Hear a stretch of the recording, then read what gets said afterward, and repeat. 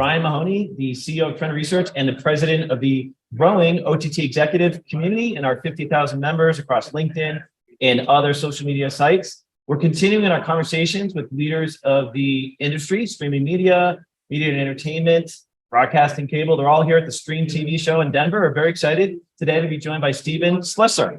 Yep. Hey, everyone, and thanks for having me. Steve Flisler here, Managing Director of X Games Media. And for those of you that don't know, the X Games, 28-year-old global iconic brand, started by ESPN inside of Disney. Our ownership group, MSP Sports Capital, actually acquired the majority stake, and we took X Games out of ESPN and Disney and stood it up as a standalone entity, which is really exciting. ESPN still owns a minority share, which is great, and they're a great partner. So I've been at the company for about 7 months to help with the acquisition and standing it up, and now focused on all things media and content development.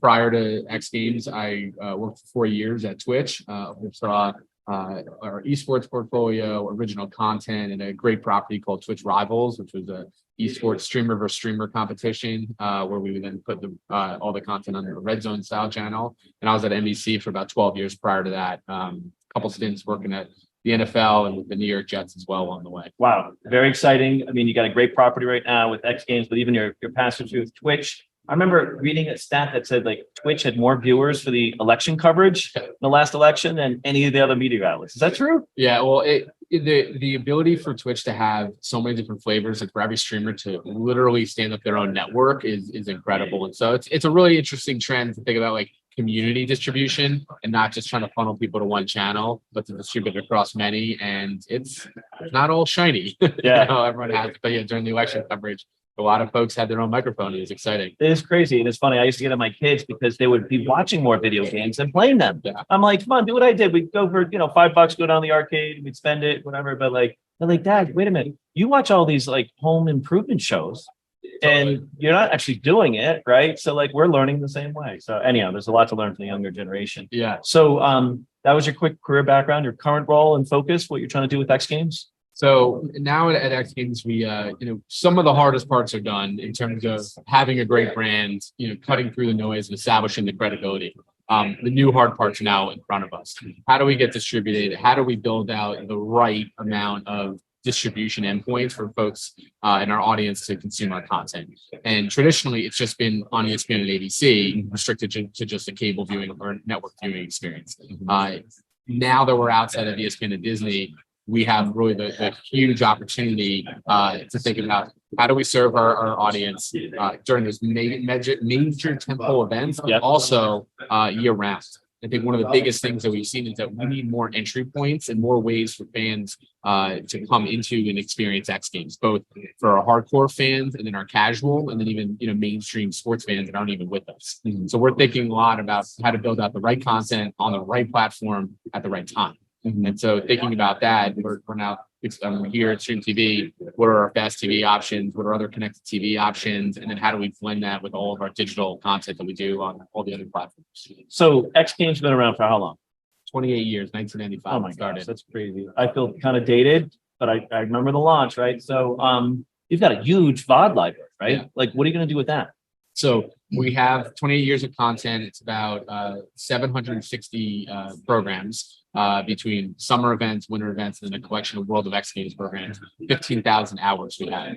There's two different avenues there. One is just how do we, build out kind of marathon programming and surface some of the great moments there. The other avenue for us is actually to use bits and pieces of those archives to tell our version of, an anthology documentary. We'll build out Drive to Survive, where you can, look back at some of the historicals. We have this rich, heritage there. I think of like the NFL games, like those really highly produced documentaries. They talk about a Super Bowl and building up to it, something like that. Yeah, and we've also, we have a lot of interest. We're very close with a lot of the X Games athletes. So we can actually take those, former broadcasts from 95, 2005, and have one of the athletes, be a part of rewatching that. And build that out and bring in others and interview them for what the reflections were. So we have a lot of the avenues for that. And so we're thinking about, where do we put that, right? And how do we distribute it? And how do we get some of the right partners that are going to help us, get the right exposure?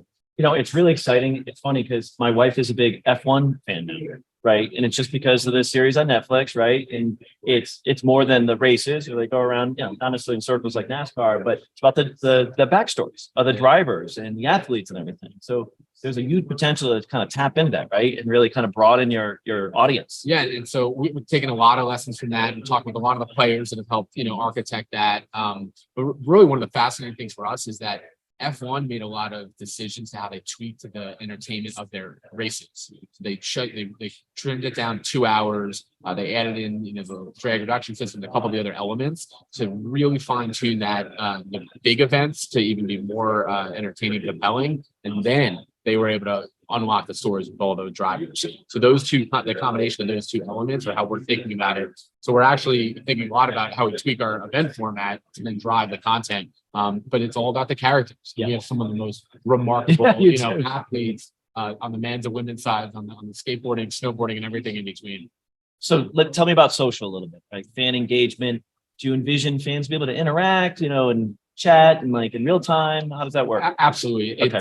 It's an essential part of how we build out our content experience. I just did 4 years of hard and fun time at Twitch, where it's all about interactivity, shared real-time experience. And so we think a lot about that. And how do you, if you can't come to the event and hang out in person, how could you hang out in the chat room? And so we're even, going deep, more layers down into terms of, well, do you want to be in kind of the jokey chat room where you're just talking and making up memes? Or do you want to be there to actually, opine on, well, was that a perfect Like a hardcore kind of like flip, or why they're just spinning more and not trying to flip more? And so all those elements. So I think the answer is absolutely, we will have interactivity. We need the right platforms, and we want to work with some of the best partners who are like thinking about that interactivity, day in and day out. So that's where YouTube's, the Twitch, and some of the other partners in Caffeine, we're thinking about a lot of that. But priority one is the real-time interaction when we have a live event, and then priority two then becomes that like asynchronous interaction when you're on posting to social media and people are commenting and doing all that and pulling that together. Right. Plus it's a source of bringing in new viewers, right, and referrals. And tell me a little bit about how you're going to map your content to the audience, right? Tell me a little bit about that journey of content discovery.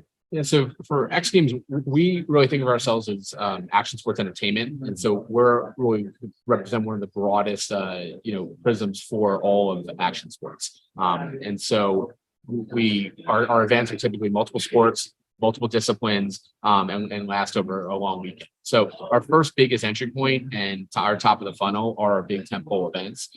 As we're going to expand X Games now, we're going to thinking about how do we go deeper into the skateboarding community, right, and provide that. And then in the skateboarding community, how do we get into the skateboard street community, which is one style of skating and lifestyle, different than the skate park.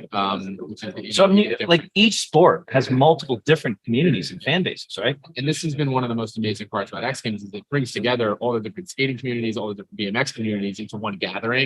But there hasn't been that opportunity to then go even deeper for each of those other sports and even super serve, maybe the snowboarding big air community, and the ones that are doing that and vying for an Olympic gold. So that's an opportunity for us to then think about it and how we build out and how much content we serve is what we're thinking about a lot. So it's very exciting. Also probably a little daunting too, right? The world is your oyster. There's a lot of different directions you can go. So we're here at the StreamTV show, and there's a lot of talk. What do you see the big trends coming out of the panels and conversations you're having here in Denver? Yeah, well, connected TV, which I think is the right term beyond just talking about fast channels, but an ability for us as an X Games as a remarkable brand property to have our own 24/7 channel is incredible.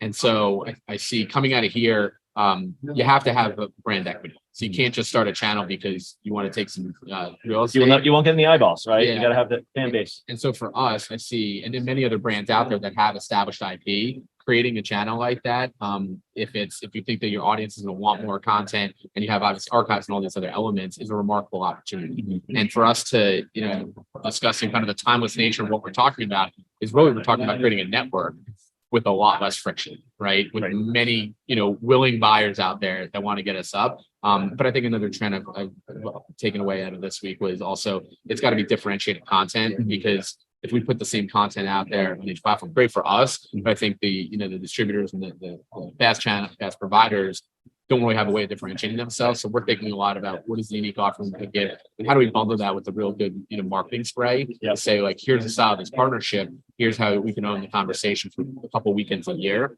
And so thinking about that a lot too. Very exciting. Again, a lot of work to do there. So you got your work cut out for you this year. Anything you can tell us about, the next 12 months, like what we can expect? Or Well, the first thing we'll say is July 16th on go to our X Games social. All right. Everywhere to start on it's out there xgames.com. next month, a month from now, right? And we'll have a really good street skating competition, Real Street Best Trick Live. We'll stream that, and the weekend, July 21st through 23rd, we'll have our big event. And then stay tuned. We're building out our event calendar for 2024. We're talking with a lot of remarkable production and distribution partners to build out that content experience across a couple different things. And it's we're going to build out the next chapter of X Games. So, Very cool. Very exciting. After how many years again? 28 years. That's great. Yeah. We'll see what version 2 looks like. Very exciting. So, Stephen, one of the things we like to do in these podcasts is to sort of personalize some of the leaders of the industry a little bit, get to know a little bit about you. Any hobby or interest you can share with our audience? Well, it was skiing until I tore my ACL and MCL. Oh, So that's a good one, very on brand. But I think the other stuff I love the scuba dive. okay. So that's a big thing. Haven't done it in quite too long of a time. I got my scuba watch on to remind me how long my surface interval is, which is going on months now. But yeah, love to dive. Can you make that an X Games sport? Some sort of like extreme scuba, like going to the coral reefs or something? I've been approached by multiple master divers who have some ideas, so nothing's off the table. All right, very Yeah. cool. Well, listen, thank you so much for your time here at the StreamTV show in Denver. It's been a great conversation. This is Brian Mahoney signing off for OTT Executive Podcast. Thanks a lot, Stephen. It's awesome. Great.